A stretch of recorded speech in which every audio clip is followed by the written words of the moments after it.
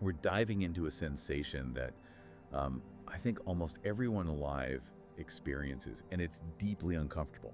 Mm. It's that feeling that you're falling behind, not just with your to-do list, but financially, professionally, Yeah. in terms of what we call success. The constant looking sideways. Exactly. It's constant. It really is the engine of modern anxiety. Our whole economy sort of thrives on that idea that we are lacking, that we must relentlessly strive for more. And are always measuring our income, our achievements against this highlight reel of someone else's life. Yes. So our mission today is, well, it's simple, but I think it's also profound.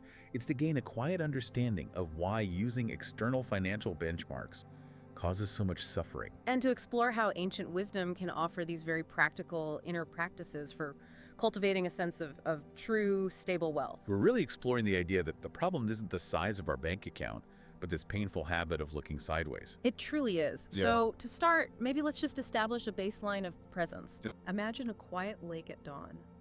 The surface is completely still, silvered with mist, and it's just holding the sky in silence. I can picture that. And in that stillness, you see your own reflection. It's undistorted, it's whole. That reflection is a moment of pure inner clarity. That clarity, that moment of just seeing yourself reflected, that's beautiful. It suggests a kind of inherent value, doesn't it? Absolutely. But now, watch what happens next. A single leaf falls, or, a small stone is thrown in. A ripple. The ripple shatters that clear reflection into 1,000 dancing fragments. You stop seeing your own shape. And instead, you start searching those little distortions. You start searching, trying to spot a shape that looks, taller, brighter, more golden. You're looking for a borrowed fantasy, someone else's imagined life. And that's the movement, isn't it? That immediate, almost painful contraction. The moment we shift from just seeing ourselves to comparing. That's where the suffering begins. That turning away from the self, that movement from presence to comparison, is what ancient teachings identify as the core psychological root of our discomfort. It's the mind creating a division. Exactly. It engages in this relentless duality, me versus you, enough versus not enough, and we create our own mental suffering. Comparison isn't truth. It's a mental construct built on fear.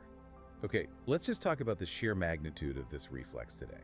Because we don't just walk past a marketplace anymore. No. We carry a curated marketplace right in our pockets. We open our phones, and we are instantly just bombarded with perfected portfolios, vacation photos, all the wins. And it's designed to trigger that contractive whisper inside. You're falling behind. Yes, and that's where the science actually confirms the wisdom.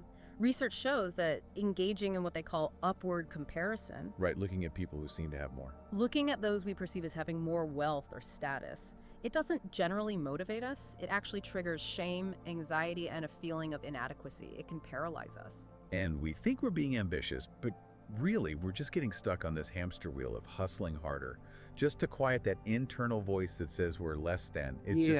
It's exhausting. It is exhausting because comparison pulls us so violently out of the only place we can actually be rich. Which is the present moment. The present moment. We tether ourselves to this phantom version of someone else's success, and it blinds us to the richness of what we already have right here, right now. Our health, our relationships, our time. But I do have to push back on this a little, because in the real world, especially if you live somewhere with a high cost of living, ambition and looking toward better salaries, sometimes those are necessities. Of course. So how do we reconcile that need for financial growth with this deep inner balance, this equanimity that you're talking about? That's a vital question. Equanimity, or upekkha, it isn't indifference. It's not saying differences in lifestyle don't exist. Okay. It's a radical refusal to let those external differences define your fundamental inner worth.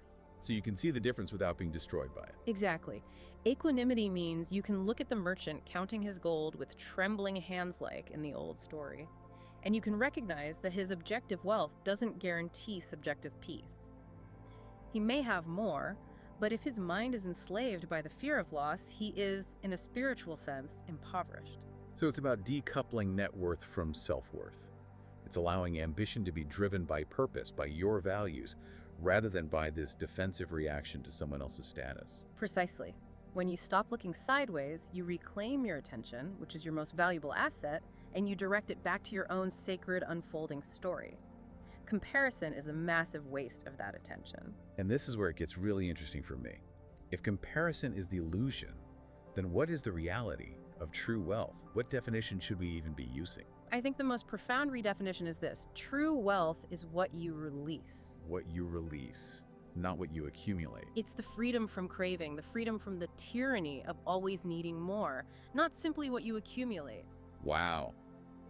Not what we hold, but the freedom we gain by letting go of the need to hold on so tightly. That changes everything. It does. I mean, consider Anathapindika, a famously rich disciple of the Buddha. He had immense means, but his wealth was defined by his open heart and his radical generosity. By his lack of clinging to it. His complete lack of clinging. He didn't seek financial secrets, he sought peace. His wealth was a tool for contribution, not a measure of his soul. And this aligns so perfectly with modern research.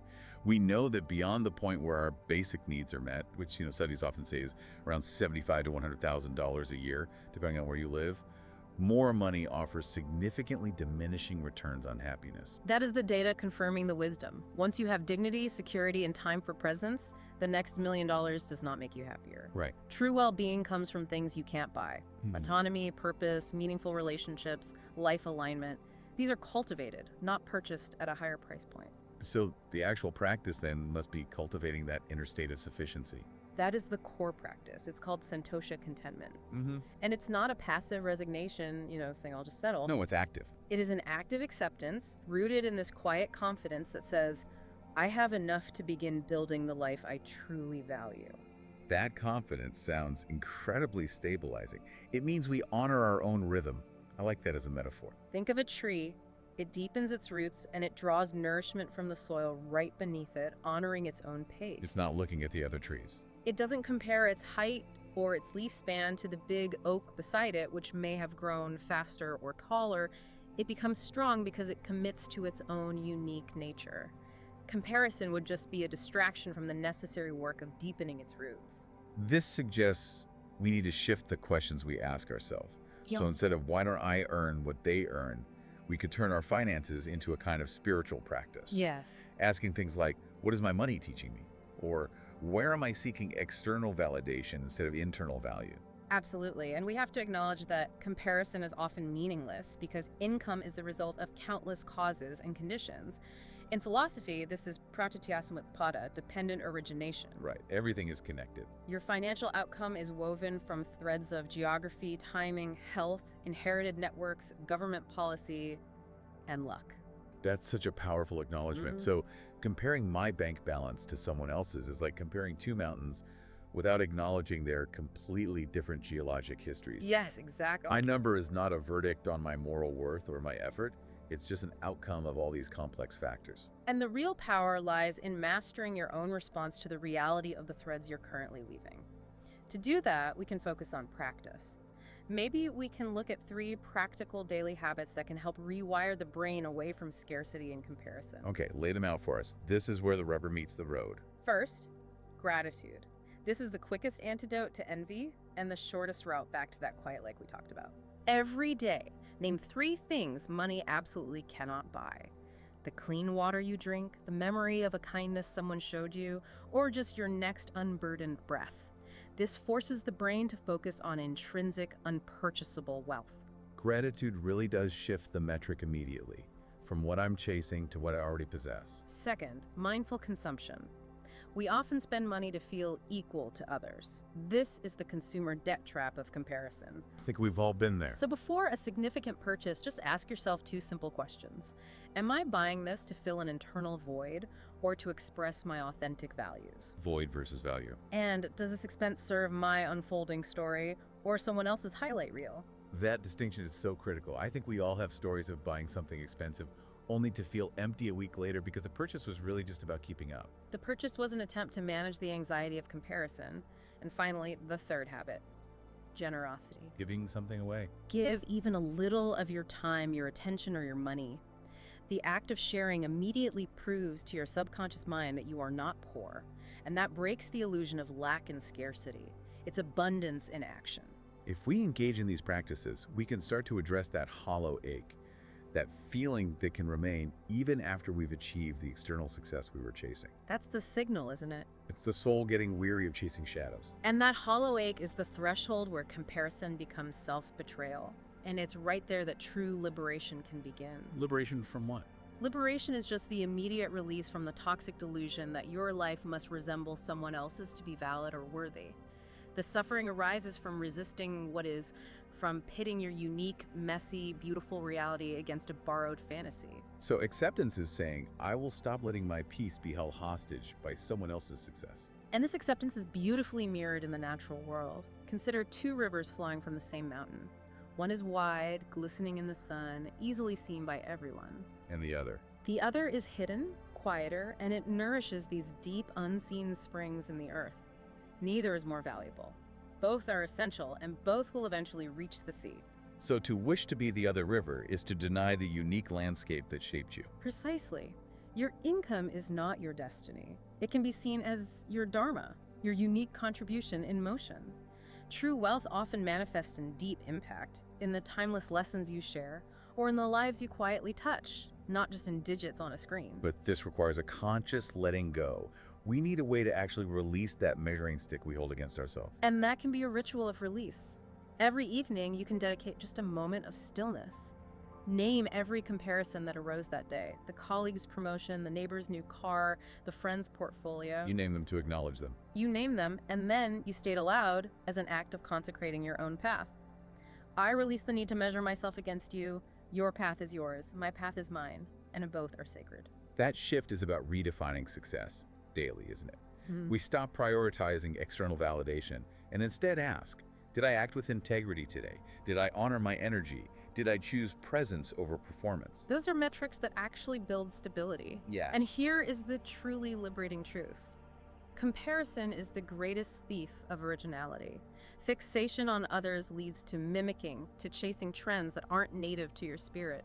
Originality, your unique genius, it only emerges when you stop looking over your shoulder. Fidelity to self. Fidelity to self is the ultimate form of wealth you can cultivate. Fidelity to self. That resonates very deep down. That's the clarity we were seeking at the edge of the lake. Let's return there for a final thought. The master gave the young disciple a bowl of clear water, his pure intrinsic worth, and dropped a single grain of sand into it, causing the ripple of comparison. The reflection blurred, but the master asked, is the water less pure? Is the bowl less whole? The reflection was disturbed, but the underlying nature, it remained perfect. Your intrinsic worth, your capacity for love, for insight, for presence, is like that bowl. It remains unshaken and complete. Comparison is just the grain of sand. We simply have to allow the water to settle. The clarity was always there. We just needed to stop stirring the water and trust our own unfolding path. Thank you. Thank you for guiding us back to that inherent sufficiency. So close the browser, put down the calculator of comparison, and trust your unique path. Choose presence over performance and integrity over metrics. And ask yourself this, if you stopped chasing shadows and chose to stay simple, what quiet dignity would you reclaim by knowing you didn't sell your soul for a number?